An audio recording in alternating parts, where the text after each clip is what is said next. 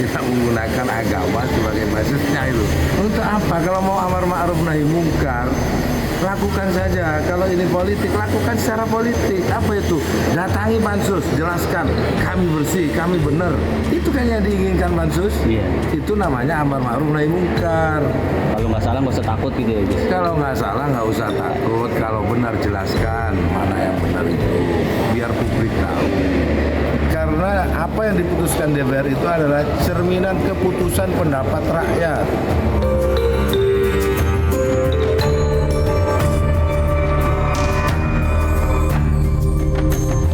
Proses yang dijamin oleh konstitusi kan, sudah kita ikuti, ya.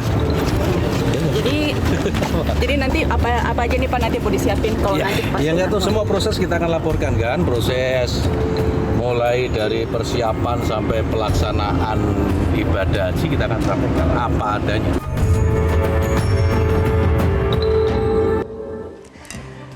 Baik, kembali lagi di kontroversi pemirsa. Ngomong-ngomong tadi soal lapor-melapor ya, sekarang juga perkembangan terbarunya Menak dilaporkan ke KPK. Coba kita lihat beritanya soal Menak Yakut Koli dilaporkan ke KPK terkait dengan kasus permainan kuota haji.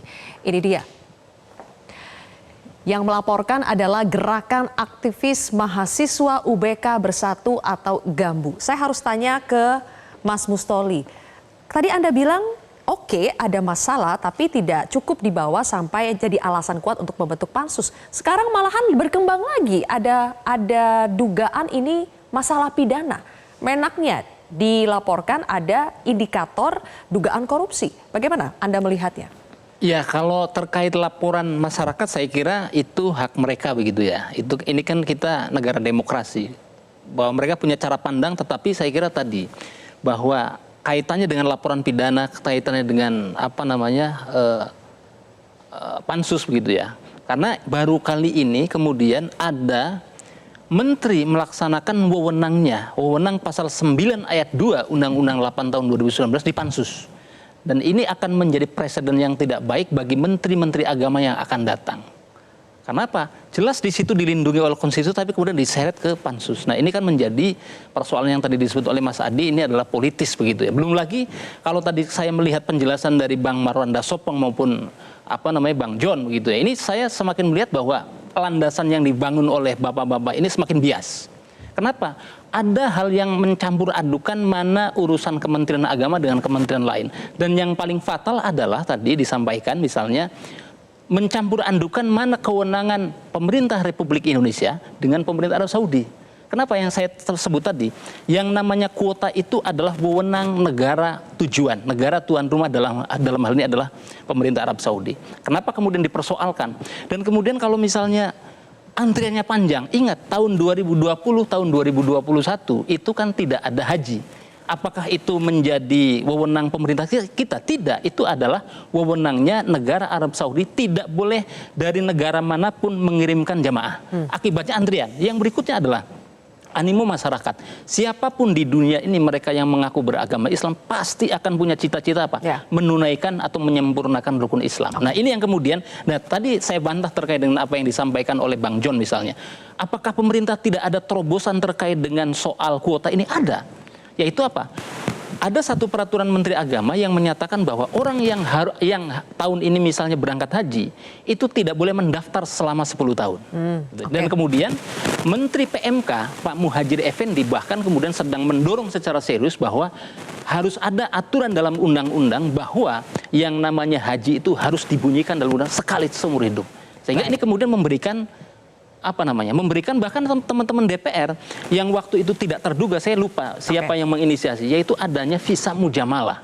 Nah, visa mujamalah ini yang kemudian sebetulnya harus ada aturan turunannya, tapi sampai sekarang justru Mas Mustoli melihat sudah ada perbaikan, terobosan-terobosan yang dilakukan oleh pemerintah kita sekarang. Jadi boro-boro Anda melihat ada indikator, ada indikasi korupsi di situ. Kalau kita mau melihat objektif misalnya, kita lihat misalnya ada survei kepuasan yang dilakukan oleh Badan Pusat Statistik, di mana di situ berbunyi bahwa sejak tahun 2018, 2019, lompat tahun 2022, lompat tahun 2020 dan tahun ini belum keluar. Itu ada kepuasan yang sangat tinggi yang dilakukan oleh BPS, bukan oleh Internal Inspektorat Kementerian Agama, yaitu di atas 96% kepuasan jemaah haji. Survei kepuasan jemaah haji. Panggil BPS-nya di pansus. Kalau orang baru pertama sekali berhaji di survei, ya pasti dia bilang iya.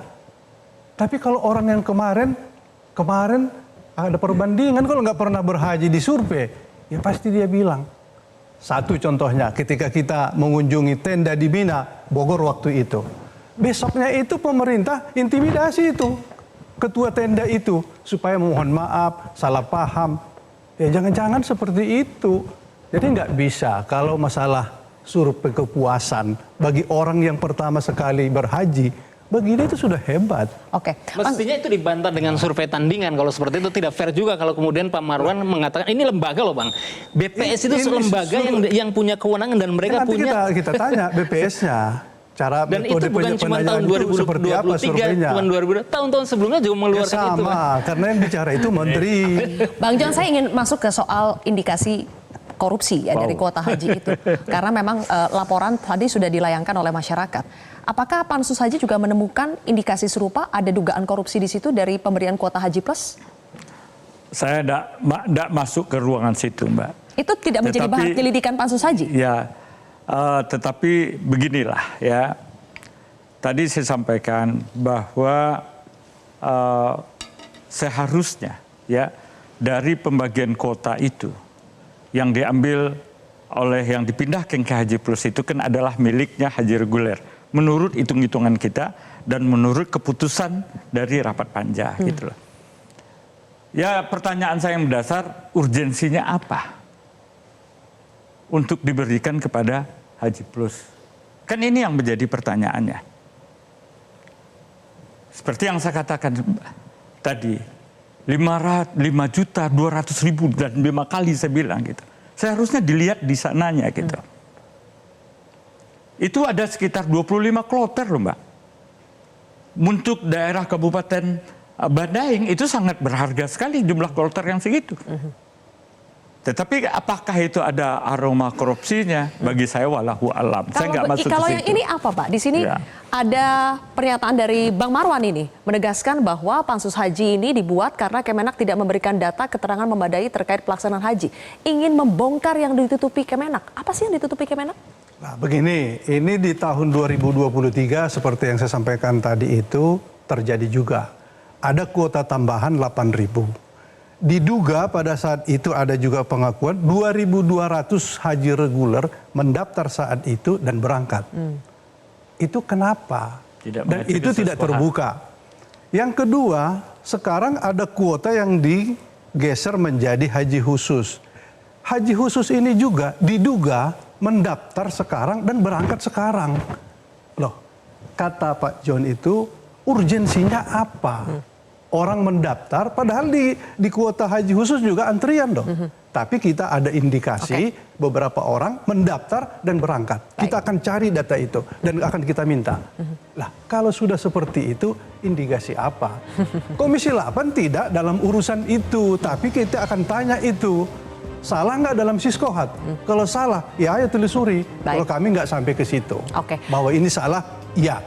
Salah juga tidak ketika Pansus Haji malah direspon dengan Pansus juga oleh PBNU untuk mengambil alih PKB. Itu nanti tugasnya Mas Adi. Kita jeda dulu, pemirsa, kontroversi kembali sesaat lagi.